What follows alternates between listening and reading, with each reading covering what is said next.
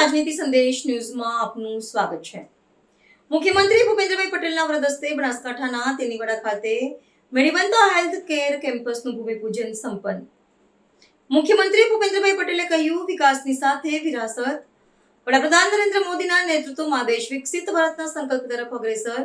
Palanpur Siddhpur highway પર આકાર લેશે મેડીવંતા હેલ્થ કેર કેમ્પસ। તો ગુજરાત સહિત પડોશી રાજ્યોને મળશે ગુણવત્તાસભર સારવાર। ગામડે ગામડે સુધી ઘર ઘર સુધી પહોંચાડે એમાં શું મોટો પેલું થઈ ગયું ભાઈ। તો આ ગેસના બાટલાના કારણે કેટલી માતા બહેનોને જે ફેફસાના દર્દો થતા હતા એમાંથી મુક્તિ મળી છે। તો જેને વાપર્યું એને ખબર પડે। યોગથી લઈને આયુષ્યમાન સુધીની વ્યવસ્થા કરી આપી। એટલે હેલ્થ માટેનો પૂરેપૂરો વિચાર માન્ય વડાપ્રધાનશ્રીએ કર્યો છે। આજની ભાગદોડવાળી જિંદગીમાં આપણે યોગ કરી ન શકીએ તો યોગ ના કરી શકીએ તો આપણી પાસે આયુષ્યમાન કાર્ડ છે કે ભાઈ તમે ગમે ત્યાં મલ્ટી સ્પેશિયાલિટી હોસ્પિટલ બનશે તો એની અંદર આ કાર્ડ ચાલવાના છે। પ્રાઇવેટ હોસ્પિટલમાં આ કાર્ડ ચાલે છે, એવું નહીં કે સરકારી જેટલી હોસ્પિટલમાં ચાલે। એટલે તમે યોગથી પહેલા તો આપણે કોઈ રોગ ના થાય એના માટેનો પ્રયત્ન કરવો જોઈએ। યોગ નથી કરી શકતા 10 લાખ સુધીનું સુરક્ષા કવચ આપી,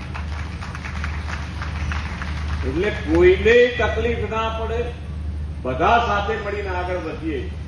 માન્ય વડાપ્રધાનશ્રીનો કાર્યમંત્ર છે સૌનો સાથ, સૌનો વિકાસ, સૌનો વિશ્વાસ અને સૌનો પ્રયાસ। એટલે પ્રયાસ આપણા બધાનો સાથે મળીને કરીએ। આજે જીવન વિદ્યા ચેરિટેબલ ટ્રસ્ટ જે એમને સારો વિચાર આવ્યો છે અને મેડિકલ સેવા માનવ સેવા માટે કરી રહ્યા છે। એમણે કીધું કે મેડીવંતા એની ઉપરથી એમણે નામ આપ્યું છે, તો એ માનવ સેવાનો એમને વિચાર આવ્યો છે। ખૂબ સારો વિચાર એમણે કર્યો છે કે આજે અહીંયા આજુબાજુ ગામ છે એને તો લાભ મળવાનો છે, પણ કદાચ અહીંયાથી નજીક કોઈ બીજું રાજ્ય પડતું હશે તો એને પણ આ લાભ મળવાનો થવો, કારણ કે ખૂબ સારી વ્યવસ્થા અહીંયા ઊભી થવા જઈ રહી છે।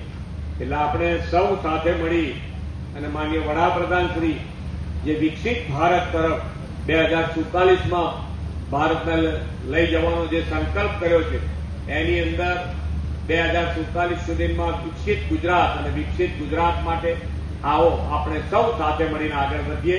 એ જ અભ્યર્થના સાથે વિરમું છું। ભારત માતા કી જય, વંદે માતરમ, જય જય ગરવી ગુજરાત।